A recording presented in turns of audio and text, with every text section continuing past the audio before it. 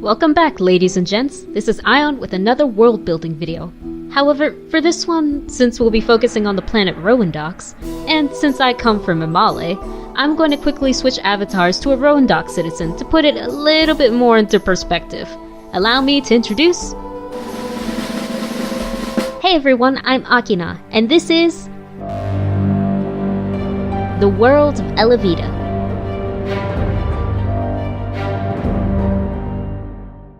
For episode 2, we'll be focusing on my home planet of Roendox, a planet far off from Elavida but surrounded by two other planets, Imale and Salsifer. Roendox is a planet filled with lush plant life and extensive mountains that crisscross the surface.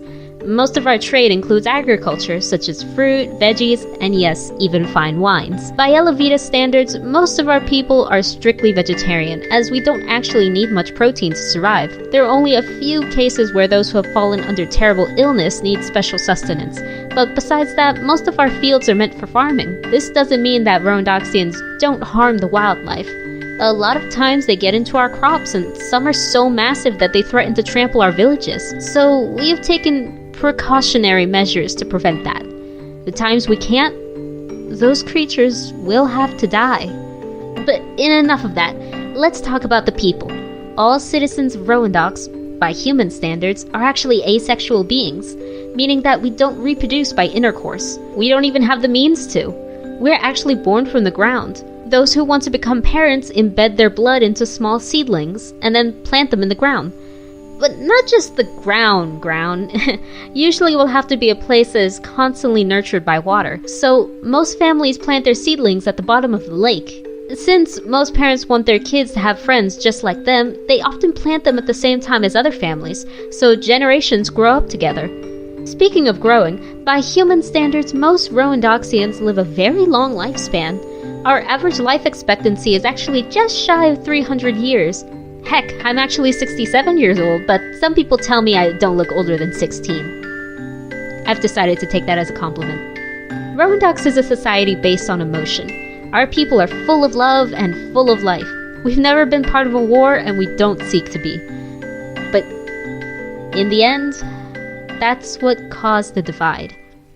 You see, we still had an army, just in case, a precautionary measure if you will. But some people didn't see it as a safety net.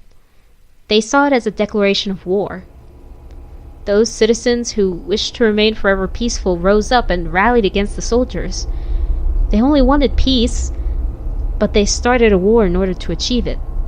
The soldiers stood their ground, the rebellions rose in ranks, and the rest of us feared for our lives.